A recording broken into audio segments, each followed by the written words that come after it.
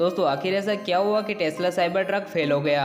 तो दोस्तों हुआ ये था कि जब एलन मस्क अपने टेस्ला ट्रक को टेस्ट करने के लिए अपने असिस्टेंट को एक नॉर्मल ट्रक के डोर पर हथौड़ा मारने के लिए कहते हैं, और जब नॉर्मल ट्रक के डोर पर हथौड़ा मारा जाता है तभी उसमें बैंड आ जाता है। फिर एलन मस्क अपने असिस्टेंट को टेस्ला ट्रक के ड्राइवर डोर पर हथौड़ा मारने के लिए कहते हैं। जब टेस्ला ट्रक के डोर पर हथौड़ा मारा जाता है तो उसे कुछ भी नहीं होता।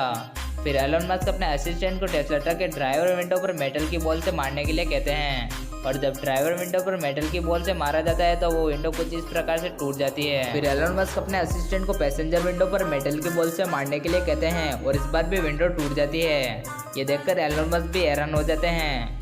फिर एलन मस्क ऑडियंस को कहते हैं कि जब टेस्ला ट्रक के विंडो को टेस्ट किया गया था तब उसे कुछ भी नहीं हुआ था।